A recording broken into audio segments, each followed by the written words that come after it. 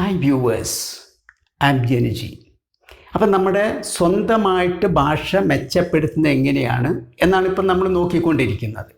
അപ്പം നേരത്തെ നമ്മൾ പഠിച്ചു ഒരൊറ്റ വേർബ് എടുത്ത് 3 ടെൻസിലേക്ക് പോകുന്നത്. അതുപോലെ ഭാഷ നമുക്ക് വളരെ പെട്ടെന്ന് വശമാക്കാൻ പറ്റുന്ന ഒരു കാര്യമാണ് ഒരു പദം എടുത്തിട്ട് അതിൻ്റെ നൗൺ ആൻഡ് ആഡ്ജക്റ്റീവ് ഇത് രണ്ടും അറിയെങ്കിൽ രണ്ടും ഉപയോഗിക്കാനും കൂടി അറിയണം. അപ്പം മിക്ക പദങ്ങൾക്കും നൗൺ ഉണ്ടാവും, ആഡ്ജക്റ്റീവ് 4 ഫോം ഉണ്ട്. ഇപ്പം നമുക്ക് നൗണും ആഡ്ജക്റ്റീവും നോക്കാം. അത് നമ്മൾ പഠിച്ചിട്ടുണ്ട്, നാമവും നാമവിശേഷണവും. അത് ഒരു ഉദാഹരണം പറഞ്ഞാലേ നിങ്ങൾക്ക് മനസ്സിലാവുള്ളൂ. For example, free and freedom. Freedom എന്ന് പറഞ്ഞാൽ സ്വാതന്ത്ര്യം എന്ന അർത്ഥം. ഫ്രീഡം, സ്വാതന്ത്ര്യം. അതിൻ്റെ അർത്ഥം അത് ഒരു നൗണാണ്. അതിൻ്റെ ഒരു ആഡ്ജക്റ്റീവ് ഫോമാണ് ഫ്രീ, സ്വതന്ത്രമായ. അപ്പോൾ ഇത് രണ്ടും തമ്മിൽ എന്താണ് വ്യത്യാസം? നൗണിൻ്റെ മുൻപിൽ എപ്പോഴും ഹാവ് ചേർന്ന് വരും. നമ്മൾ ഇതിന് മുമ്പ് പഠിച്ചിട്ടുണ്ട്, ഹാവിനോട് ചേർന്നിട്ടാണ് നൗൺ ഉപയോഗിക്കുക. ആഡ്ജക്റ്റീവ്സിന് മുമ്പിൽ ഈസാമാറാണ് ഉപയോഗിക്കുക. അപ്പോൾ ഈ 2 സെൻറ്റൻസ് ഒന്ന് പറഞ്ഞ് പഠിച്ച് നോക്ക് നിങ്ങൾ. I have freedom. I have freedom, എനിക്ക് സ്വാതന്ത്ര്യമുണ്ട്. So I am free. So I am free. So means അതുകൊണ്ട് എനിക്ക് സ്വാതന്ത്ര്യമുണ്ട്, അതുകൊണ്ട് ഞാൻ സ്വതന്ത്രനാണ്. രണ്ടും ഒരേ ആശയമാണ്, പക്ഷെ ഇത് കൂട്ടി യോജിപ്പിക്കുമ്പോഴാണ് അവിടെ സോ എന്ന പദം. അപ്പോൾ ഇവിടെ നമ്മൾ ശ്രദ്ധിക്കേണ്ടത് നൗൺ വരുമ്പം ഹാവും, ആഡ്ജക്റ്റീവ് വരുമ്പം ഈസാമാറിൽ ഏതെങ്കിലും ഒന്ന്. അപ്പോൾ അതൊന്നുകൂടി പറയാം. I have freedom, so I am free. ഇത് തിരിച്ചും പറയാം നമുക്ക്. I am free because I have freedom. I am free, ഞാൻ സ്വതന്ത്രനാണ്. എന്തുകൊണ്ടെന്നാൽ ബിക്കോസ് ഐ ഹാവ് ഫ്രീഡം. അപ്പോൾ ഇവിടെ ഒരു ചെറിയൊരു ഇതേപോലെയുള്ള 2 നൗണും ആഡ്ജക്റ്റീവും പറയുമ്പോൾ നിങ്ങൾക്ക് 2 രീതി, സോ ചേർത്തിട്ടും ബിക്കോസ് ചേർത്തിട്ടും പറയാം. പക്ഷേ രണ്ടും പറയുന്നതിലുള്ള വ്യത്യാസം നോക്ക്. I have freedom, so I am free. അപ്പോൾ ഇവിടെ ഒരു റീസണും റിസൾട്ടും ഉണ്ട്. എൻ്റെ റീസൺ എന്താണ്? ഐ ഹാവ് ഫ്രീഡം, എനിക്ക് സ്വാതന്ത്ര്യമുണ്ട്, അതെൻ്റെ റീസണാണ്. അതുകൊണ്ടുണ്ടാകുന്ന റിസൾട്ട് എന്താണ്? ഐ ആം ഫ്രീ, ഞാൻ അതുകൊണ്ട് സ്വതന്ത്രനാണ്. തിരിച്ച് ബിക്കോസ് ചേർക്കുമ്പോഴെങ്ങനെയാണ് പറയുന്നത്? ഐ ആം ഫ്രീ, ആദ്യം ആഡ്ജക്റ്റീവ് അത് ചേർത്തിട്ട് പറയുന്നു, അതതിൻ്റെ റിസൾട്ടാണ്. അപ്പോൾ അവിടെ റിസൾട്ട് പറഞ്ഞിട്ടാണ് പിന്നെയാണ് ബിക്കോസ് പറയുന്നത്. I am free because I have freedom. അപ്പോൾ ഇത് ഇനി പറയാൻ പോകുന്ന ഈ സെൻറ്റൻസുകളൊക്കെ നിങ്ങൾക്ക് ഇങ്ങനെ തിരിച്ച് പറയാൻ പറ്റും. ആദ്യം സോ ചേർത്ത് പറയാം, അതുപോലെ ഇതിങ്ങനെ വെറുതെ ഒന്ന് പറഞ്ഞ് പഠിക്കാൻ. ഇതെന്തിനാണെന്നറിയോ? 2 രീതിയിലുള്ള പഠനമുണ്ട്, അതല്ലെങ്കിൽ വായനയുണ്ട്. Silent റീഡിങ്ങും loud റീഡിങ്ങും. എന്തിനാണ് ഇങ്ങനെ വരുന്നത്? നിങ്ങൾക്കൊരു കാര്യം ഗ്രഹിക്കാൻ വേണ്ടിയാണെങ്കിൽ സൈലൻറ്റ് റീഡിംഗ് ആണ് പെട്ടെന്ന് മനസ്സിലാവാൻ വേണ്ടിയിട്ട്. സത്യത്തിൽ കുട്ടികൾ മുഴുവൻ പരീക്ഷയ്ക്കൊക്കെ പഠിക്കുമ്പം, വീട്ടിലിരുന്ന് പഠിക്കുമ്പം സൈലൻറ്റ് റീഡിംഗ് ആണ് നല്ലത്. അതായത് മനസ്സിൽ വേഗം പതിയാൻ. അതേ സമയത്ത് നിങ്ങൾ സ്പീച്ച് ട്രെയിനിങ് കൊടുക്കണം. കാരണം നമ്മുടെ ഭാഷയല്ല അത്. വേറൊരു ഭാഷ പഠിക്കുമ്പോൾ നമ്മുടെ ഈ സ്പീച്ച് ഓർഗൻസ് ഉണ്ട്, നമ്മുടെ നാവ്, നമ്മുടെ ചുണ്ടുകൾ, ഇതിനൊക്കെ ട്രെയിനിങ് കൊടുക്കണം. അതിനാണ് ലൗഡ് റീഡിങ്, ഒച്ചത്തിൽ വായിച്ച് പഠിക്കണം. പക്ഷെ നമ്മുടെ ഇവിടെ ചെറുപ്പത്തിൽ മക്കളെ തെറ്റായ രീതിയിൽ പലരും പഠിപ്പിക്കും. അത് കുട്ടികളെല്ലാം ഒച്ചത്തിൽ വായിച്ച് പഠിക്കാൻ പറയും. അത് തെറ്റായ രീതി. എങ്ങനെയാണ് തെറ്റാവുന്നത്?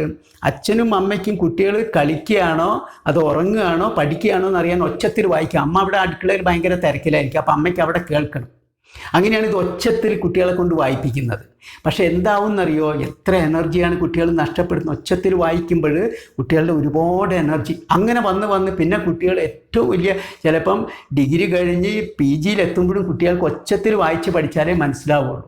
അത് തെറ്റായ ഒരു തുടക്കത്തിന് വരുന്നത്. അപ്പം ഒച്ചത്തിൽ വായിക്കുന്നത് സ്പീച്ച് ഓർഗൻസ് ട്രെയിനിങ് കൊടുക്കാനാണ്. അത് നമ്മുടെ മനസ്സിൽ പതിയാൻ വേണ്ടിയാണെങ്കിൽ സൈലൻറ്റ് റീഡിങ് ഈസ് ബെറ്റർ. ഇതാണ്. ചിലപ്പോൾ അഭിപ്രായ വ്യത്യാസങ്ങളൊക്കെ ഉണ്ടാകും, പക്ഷേ എൻ്റെ അനുഭവത്തിൽ ഇതാണ് ശരിയെന്ന് എനിക്ക് തോന്നുന്നതുകൊണ്ടാണ് പറയുന്നത്. ഓക്കെ, അപ്പോൾ ഇപ്പം ഞാൻ ഈ പറയുന്ന സെൻറ്റൻസുകൾ നമ്മളിങ്ങനെ ഒച്ചത്തിൽ പറഞ്ഞ് പഠിക്കുക. ഇവിടെ നമ്മൾ സ്പീച്ച് ഓർഗൻസ് ട്രെയിനിങ് കൊടുക്കുകയാണ്. ഇനി വേറൊന്ന് നോക്കാം. ഫ്രീ എന്നതിന് പകരം കറേജ്. കറേജ് എന്ന് പറഞ്ഞാൽ ധൈര്യം എന്നാണ്. ഐ ഹാവ് കറേജ്, എനിക്ക് ധൈര്യമുണ്ട് എന്നാണ്. I have courage, so I am courageous. ഞാൻ അതുകൊണ്ട് ഞാൻ ധൈര്യവാനാണ്. See, I am courageous because I have courage. ഇനി വേറൊന്ന് നോക്കാം നമുക്ക്. Health and healthy. ഹെൽത്ത് എന്ന് പറഞ്ഞാൽ ആരോഗ്യം, ഹെൽത്തി ആരോഗ്യമുള്ള. I have health, so I am healthy, എനിക്ക് ആരോഗ്യമുണ്ട്, അതുകൊണ്ട് ഞാൻ ആരോഗ്യവാനാണ്. I am healthy because I have health, തിരിച്ചു പറയാം. ഇനിയുള്ളതെല്ലാം ഞാൻ ഒരു ഫോം പറയുന്നു, രണ്ടാമത്തെ ഫോം നിങ്ങളാണ് പറയേണ്ടത്. അതൊന്ന് സ്വയം ഒന്ന് പരിശീലിച്ച് നോക്കുക. ഒന്ന്, wealth and wealthy. Wealth means സമ്പത്ത്, വെൽത്തി സമ്പത്തുള്ള, പണക്കാരനായ എന്നൊക്കെയാണ്. I have wealth so I am wealthy. ഇനി ബിക്കോസ് ചേർത്ത് നിങ്ങൾ പറയാം. അതുപോലെ beauty and beautiful. I have beauty, എനിക്ക് സൗന്ദര്യമുണ്ട്. സോ ഐ ആം ബ്യൂട്ടിഫുൾ, അതുകൊണ്ട് ഞാൻ സൗന്ദര്യവാനാണ് അല്ലെങ്കിൽ സൗന്ദര്യവതിയാണ്. Then hope and hopeful. Hope പ്രതീക്ഷ, ഹോപ്പ്ഫുൾ പ്രതീക്ഷയുള്ള. ഐ ഹാവ് ഹോപ്പ്, എനിക്ക് പ്രതീക്ഷയുണ്ട്.